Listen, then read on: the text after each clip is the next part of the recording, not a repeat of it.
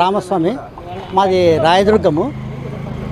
గౌసు బాలసుబ్రహ్మణ్యం సత్యం medical agency అయినా నేను company ఉందని చెప్పి గౌసు ఒక 5-6 సంవత్సరాల నుంచి పరిచయం. ఆయన ద్వారా ఒక 5-6 సార్లు రాయదుర్గంకి వచ్చి కంపెనీ ఉంది తీసుకోండి అంటే లేదు మొత్తం డబ్బులు లేవట్లంటే మీ అట్లా వాళ్ళు తీసుకుంటే కింద డాక్టర్లు ఉన్నారు కదా, మా ఇన్న కొడుకు డాక్టర్, మా పిల్లలు డాక్టర్లు ఉంటే బాగుంటుంది కదా అని చెప్పి ఆలోచన చేసి బంధువుల దగ్గర అందరూ అప్పులు చేసి, అప్పులు కూడా ఉన్నాయి, మొత్తం అంతా ఉన్నాయి.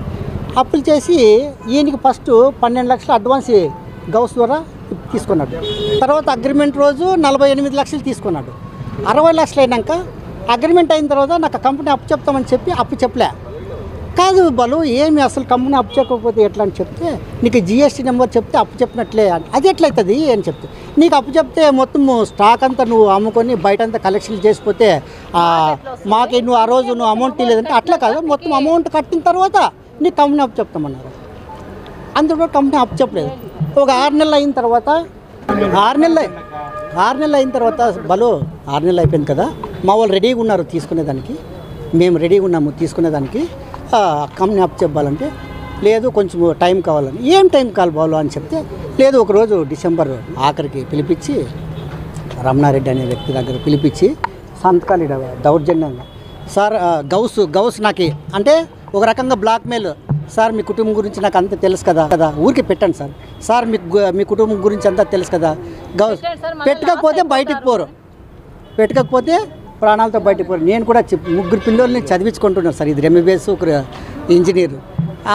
ఒక రకంగా ఆస్తి కూడా అమ్మినాను.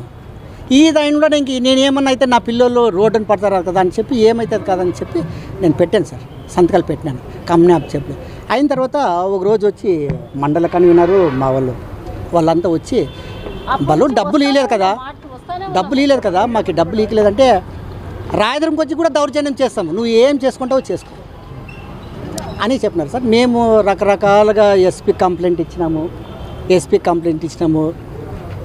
కంప్లైంట్ ఇచ్చినాము, ఎక్కడ కూడా.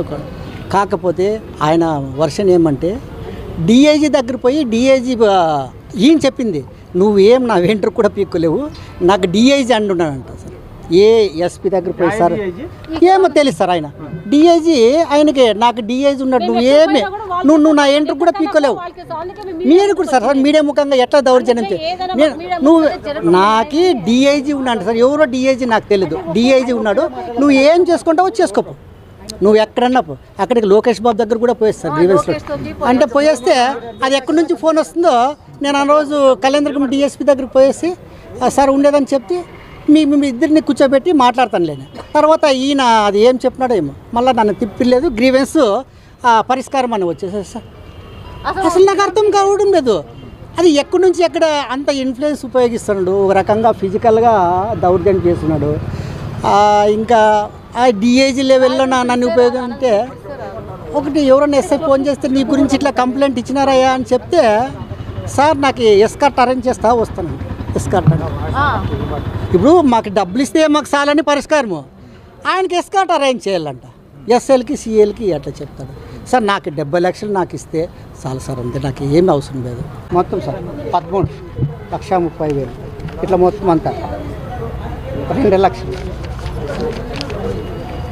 పోతే ఈడే ఫ్యామిలీతో సూసైడ్ చేసుకొని పోయేదానికి కూడా నేను రెడీగా ఉన్నాను. పోతే వస్తే డబ్బులు, పోతే నా బాడీ.